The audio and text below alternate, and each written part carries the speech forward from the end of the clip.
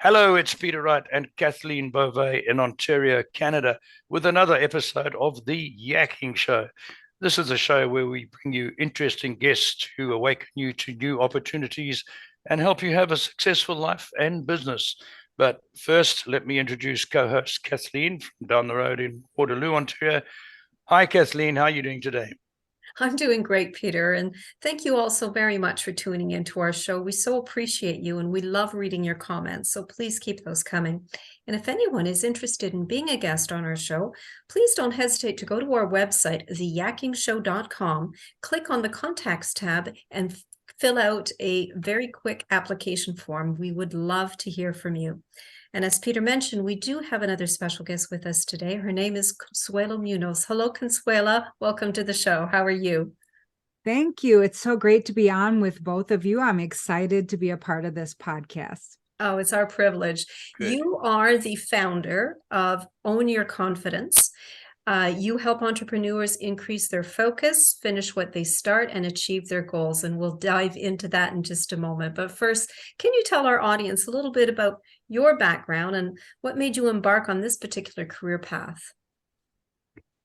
Yeah, so for my background, I started in corporate. Like I'm sure you've had other folks on that started in corporate, and the day came and it was time to leave. Okay, they told me to leave, but still I left.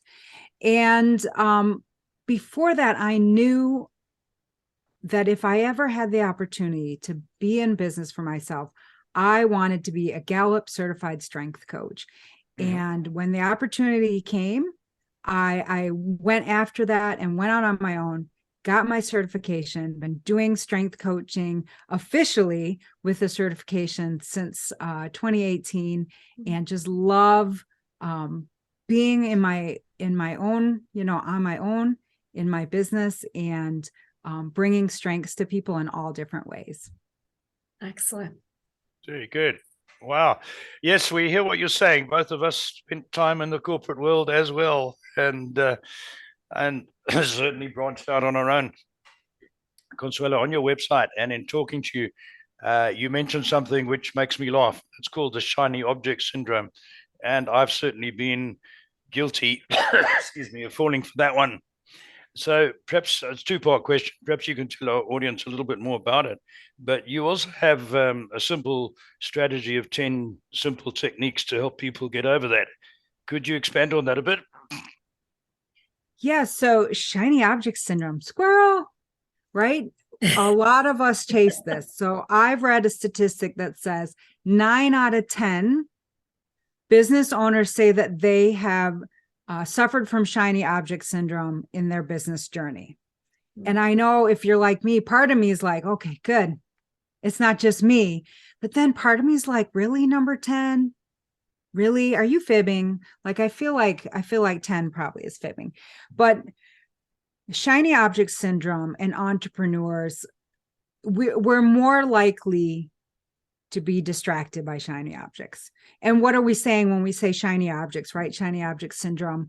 That is when you're on a task and something new comes up, or a new training or a new software, something that you're like, oh, I have to quick do this.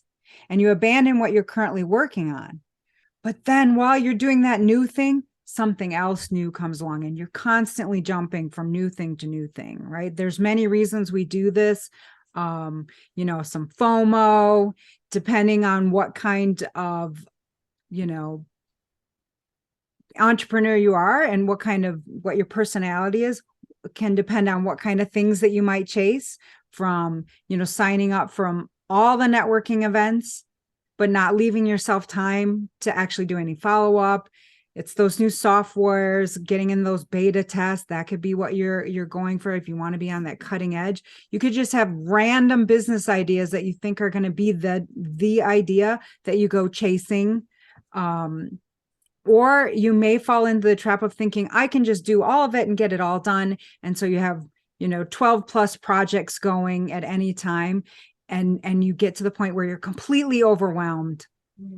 And once you're overwhelmed, that's it. You pull back. And anytime you pull back or you shift focus, that is a hit to your momentum, and you're stalling your business, you're stalling your success when you're not moving forward.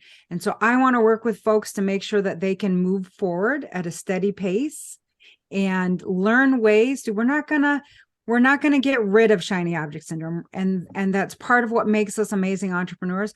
But how can we be in charge of it versus it being in charge of us? Right, right. And you have some tips, though. You have some techniques on. Yeah. So tips. So we have the, 10 simple techniques to defeat shiny object syndrome for entrepreneurs. And I really want to talk about the 4 that I think are most important, which I've developed into my process, the gear process. Like, it's time to get your tail in gear. Get it? Tail, squirrel. So gear, goals. We got 2 kinds of goals, y'all. We've got those long-term goals.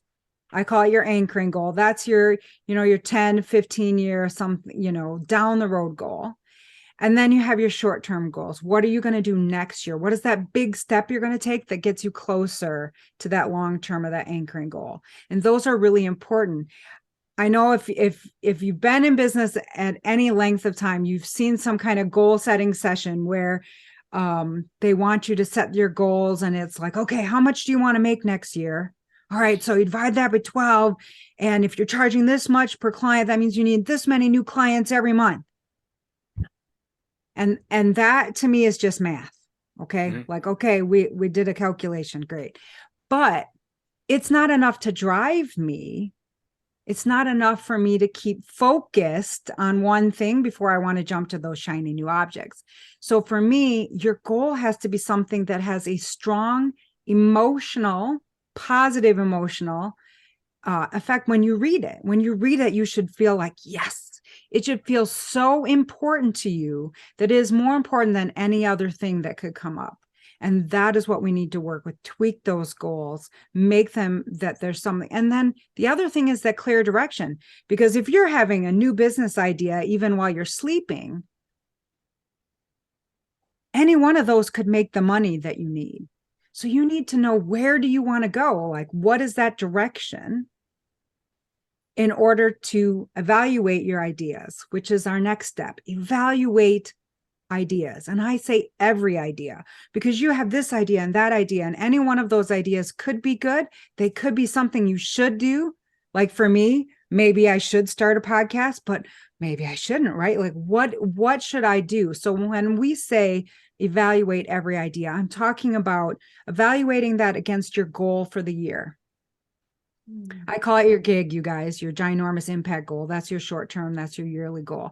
And you're evaluating your idea. So you want to know, is this idea going to help me with that goal? Can it help me right now? And we have this impact board where we store them, and we want to decide if it's going to help me with my goal. That's an action. If it's a brilliant idea, but it's not going to help me with my goal, or it's going to take a lot of money and time, and it's not the right time for it, that's a distraction. Now I've removed the idea. I'm not thinking about it anymore. I've stored it on my impact board, and it's sitting there so I don't touch it. Like no touching, no money, no time, and no effort, but I still have it, but I'm not thinking about it anymore. And then of course we got to have some accountability. Everybody's favorite, right? Okay, I know it's not everybody's favorite, but when accountability is done right, it can really make the difference in you staying focused long enough to get to that reward. And that's where we come in at the end, rewards. Creating your own personal accountability system, and then creating your own reward system. Because if we're talking about a year of goals, or even 90-day goal, it's going to take a little bit before you start seeing that goal achieved.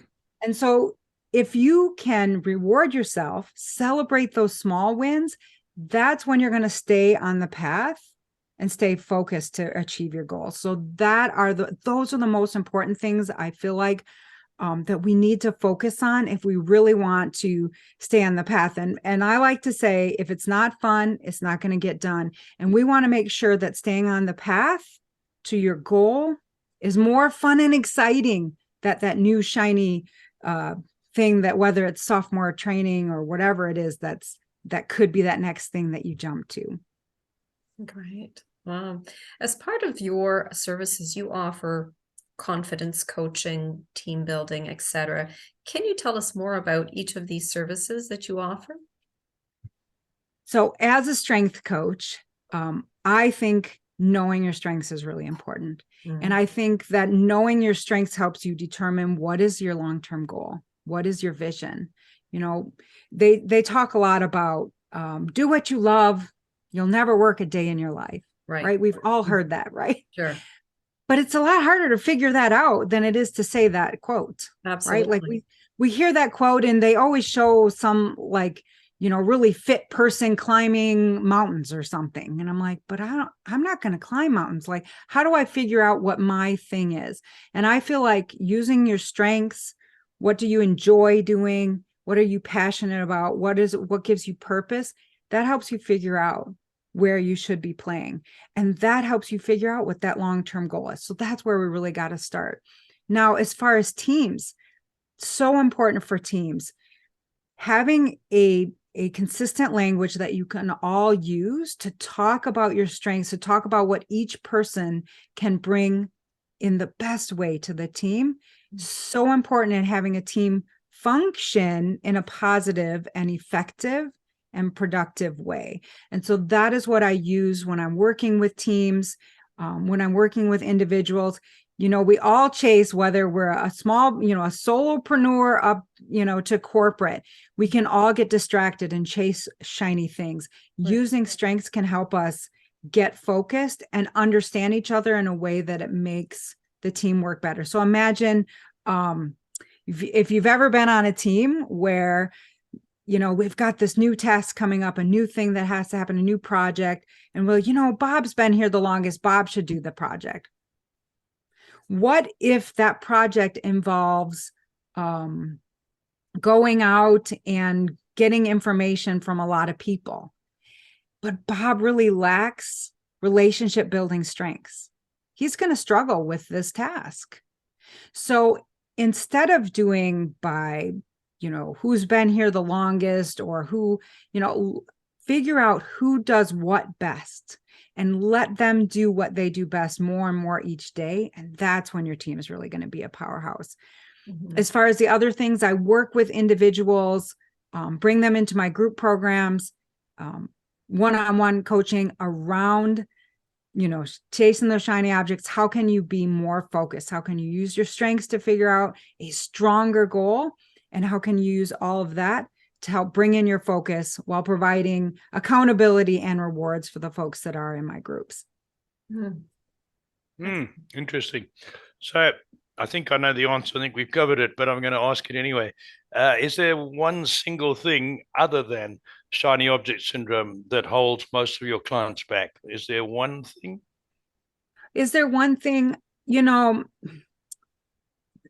for me, obviously, you know, you guys have figured out by now, I'm a bit of a strengths nerd. So, and there isn't to me one strength that's better than another. But what is important is for people to understand what their strengths are and to use those with purpose. The same thing, you know, as far as chasing the shiny object syndrome, which can make us amazing entrepreneurs. It's being in control of our strengths instead of letting them control us. So when we're not aware of what our strengths are, we can just like lean into them so heavily and get so over the mark that it becomes a weakness. So we need to be using them with purpose for what we want to get done and when we want to. And what strength do I need to call on here for this task or this project? And knowing when these are my top strengths, how can I use these strengths in an area that I perceive as a weakness, but also knowing when, you know, a weakness is not going to become a strength. So when do I delegate? Understanding all those different things can be something that holds people back. Not being aware of what they do best and that it's okay. So many people think it's their weird thing think it's, and become almost ashamed that they do this thing in a different way. And once you take the Strength Finder assessment, you take this assessment, you find out like, oh no, this makes me amazing. And they can change how they feel about how they operate as fast as flipping that switch. So I Okay, have good. a question to ask. I just want to jump in if I can here, simply because there are people that are starting up their businesses and they have to do absolutely everything because they can't afford to outsource at the moment. And so they're not using they're using their strengths for what they want to do, but they're also having to do everything. So it's, it's maybe dragging them down a bit. What tips would you have for somebody that's just starting a business, but having to do absolutely everything themselves, and it's just maybe not going to make them a success? So there's a bit in there, right? So one of the things is the word everything. A lot of times when you're starting in your business, there's so many things that you need to do, that you could do, that you should do, but we can't do them all at the same time. So we have to pick out and prioritize what are those key things that you have to do to bring success right now. And so that's something we do when we have our action day, and we really look, we've got our goal and we break it down into actions that we're going to take. What are the actions you absolutely have to take? Now, with those actions, those things we absolutely have to do, if you feel like, oh, but I really struggle with this, like accounting for me, right? Like, oh, I'm struggling with this, but I have to do it right now for myself. So how do I do that? So then we look at what are your strengths and how can you use them in a different way than you first think of them, or approach that task in that kind of default way, or in the way someone else is telling you to do something. So we use our strengths to figure out how we can use them to get to what we need to do. And sometimes we're never going to be amazing at that thing, right? But we just have to be good enough, competent enough to complete it. And that awareness really helps. So that's what I would say. When I first started, it was like, okay, you have to be on Instagram, Facebook, Pinterest, LinkedIn, do a podcast, you should write a book, all the things. Oh my gosh, we get so overwhelmed so easily on all the things we could do. And some of the things we know we should do, that we can get easily distracted and then bam, overwhelmed. And then we pull back and we're like, oh no, I'm regrouping. I'm figuring out what I'm trying to do. And that becomes a cycle, right? Where we're jumping in and we're jumping out, and we're jumping in and we're jumping out. So how do we keep that more even? It's by picking out those key activities that we have to do right now to bring in the success we need. And if you're really struggling with accounting, well, we better figure out the activities to bring in some money right quick, so you can hire someone to do it. And that's what we really need to focus on, those few things, because we can't do everything at the same time. Okay, right. So on your website, you talk about the 4.2.4 initiative. Can you talk to us a little bit about that? Yeah, so I call it 4 to 4. Okay. 4 to 4. Okay. Now it's Okay. reading it is one thing and saying it in my head is completely different, right? So 4 to 4, I have a confidence program that I use with women. And this isn't really around shiny object syndrome. It's really just about helping women be more confident. And it is the complete confidence makeover. And one of the things with the initiative 424 is that for every 4 women who pay to join in the complete confidence makeover, I will bring in 4 women who are having confidence issues, either from a cancer group that I'm working with, or sheltered homes for women, and bring them in and give them the same program that the 4 women who've paid for. Oh, that is wow. the 4 to 4. So for every 4 women, wow, that's amazing. 4 more women get to enjoy that confidence makeover. Good for you. My goodness. Very good. That's wonderful. Back to you, Peter. Sorry. Gee, I'm just thinking about how impressive that is. That is excellent. It really is. And tell us about some of the results of the women that need some help, that are the second four of that. So you've got women who've been abused, who've come from shelters, had many problems, and you're helping them build their confidence. What next? How do they go on from there? So, I mean, we work with other groups who, as far as like Dress for Success, I'm not sure if you have that in Canada, but here in the US, Dress for Success has slightly comfortable business clothes that they can use. And so it's really, we work with them to become aware of their strengths and to accept that they're amazing, change their mindset around how they felt in the past, so they can then confidently go into that job market. Okay. So we work with others to get that. And then with the program, then they also get a makeover of their person. So we want to work on their confidence as well as their exterior, right? So we get a makeup and their hair done, and so a makeover, and then a headshot is taken as well that they can use on their resume or wherever they're using to push themselves on social media, depending on the roles that they're doing. Wonderful. Oh my Wow, gosh. isn't that good? That is amazing. Very good. Congratulations for doing that, Consuela. It really is needed. And I had another question for you. Have the effects of the lockdowns had a greater or lesser impact on women entrepreneurs and business managers over their male counterparts? So, that is interesting. And I feel like for entrepreneurs, as well as probably women working in corporate, as I have several friends still in corporate, that I feel like it has some more affected women. Entrepreneurs, I think, are affected in a huge way, just because they're more tied into that economy than someone who is in a safe position in a corporate job.